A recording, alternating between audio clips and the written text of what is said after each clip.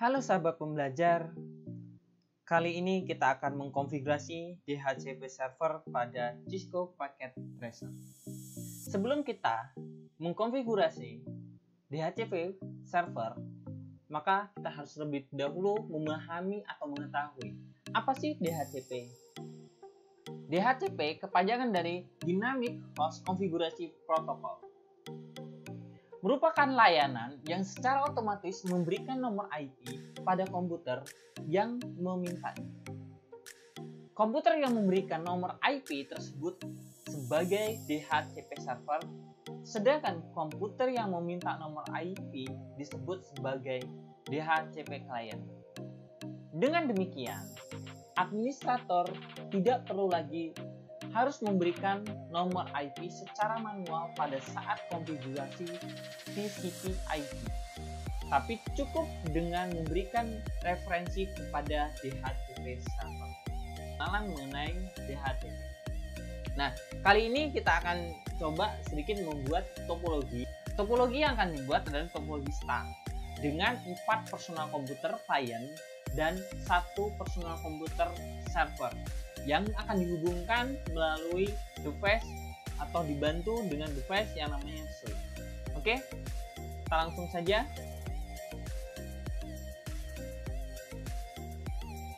Nah, setelah itu kita perlu memberi yang namanya server.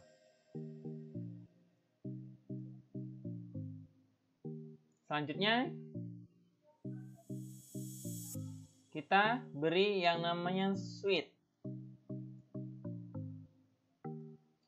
Nah, setelah semua sudah ditentukan, maka kita hubungkan dengan kabel.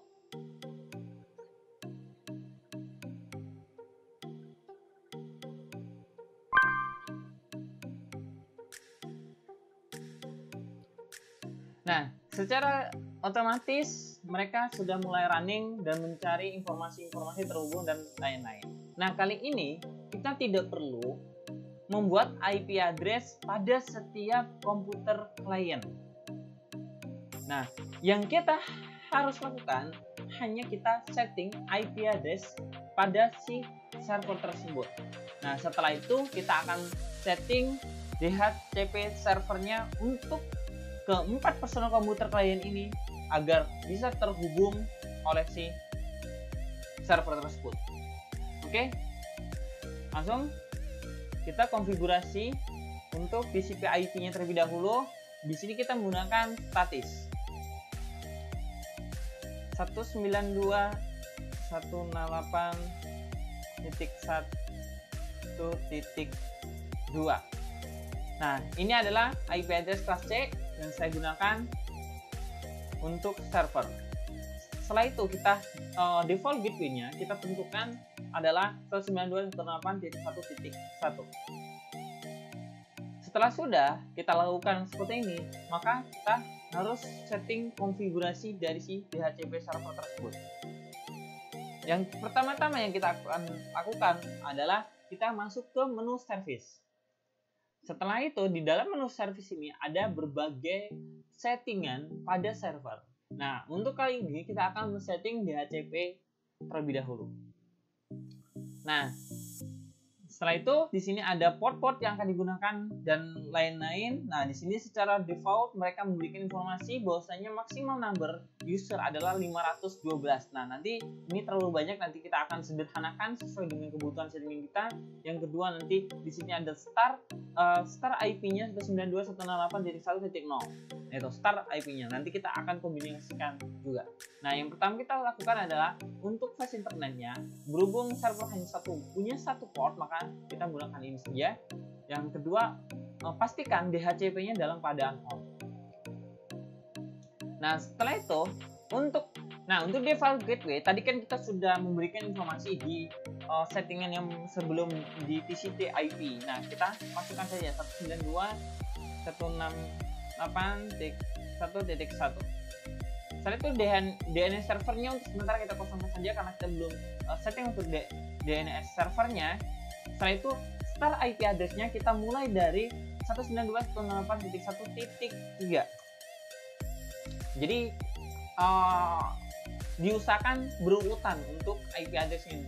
satu tadi adalah digunakan untuk default gateway-nya, sedangkan 2 tadi digunakan untuk IP address pada server, dan 3 dan seterusnya akan digunakan untuk IP client. Setelah itu subnet mask kita menggunakan IP address kelas C, maka 255.255.255.0. Setelah itu maksimal numbernya, berhubung kita di sini hanya menggunakan 4 klien, maka kita gunakan aja 4. Nah, tapi resikonya ketika kita mau menambahkan, kita harus setting DHCP. Nah, untuk sementara ini saya beri 10 saja. Jadi masih ada 6 slot IP address yang tersisa. Oke. Setelah itu kita save saja. Maka informasi yang diberikan adalah file name-nya masih standar. Saya itu default gateway-nya 192.168.1.1, dan servernya masih standar. Start IP address-nya dimulai dari 192.168.1.3. Subnet mask-nya 255.255.255.0. Maksimal user adalah 10. Jadi bisa ada 10 user yang bisa terhubung oleh si server dengan DHCP si server tersebut. Nah, maka secara otomatis maka IP address ini akan diberikan kepada komputer klien. Nah, selanjutnya untuk setting IP kita, DHCP kita udah selesai, kita langsung masukkan ke setting yang lain. Nah, sebelum kita masuk setting yang lain, apakah ini sudah bisa? Karena kan secara default server memberikan IP address pada klien. Apakah mereka sudah bisa? Kita tes saja. Nah, belum bisa. Jadi karena apa? Si port tersebut belum memiliki IP address. Walaupun kita tadi menggunakan IP address kayak gitu, secara DHCP yang diberikan server, tapi kita harus setting terlebih dahulu DHCP-nya menjadi statis.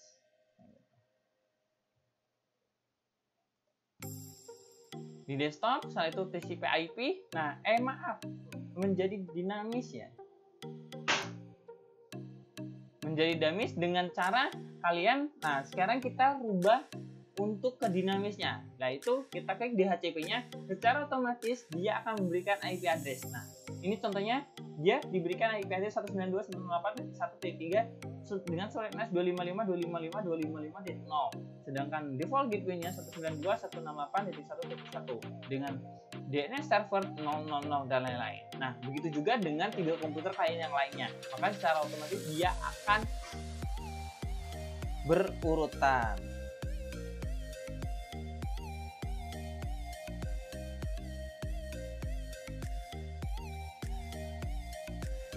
Nah, jika sudah selesai, maka yang kita akan lakukan adalah kita akan coba ping dari setiap komputer, dari server dan yang lain-lain. Nah, sekarang kita coba dulu dari server ke komputer 0. Maka sukses. Dari komputer 0 ke komputer 3, sukses. Dan seterusnya. Maka semua akan hasilnya sukses. Nah, seperti itulah cara konfigurasi DHCP server. Materinya cukup sampai di sini saja. Semoga bermanfaat. Terima kasih.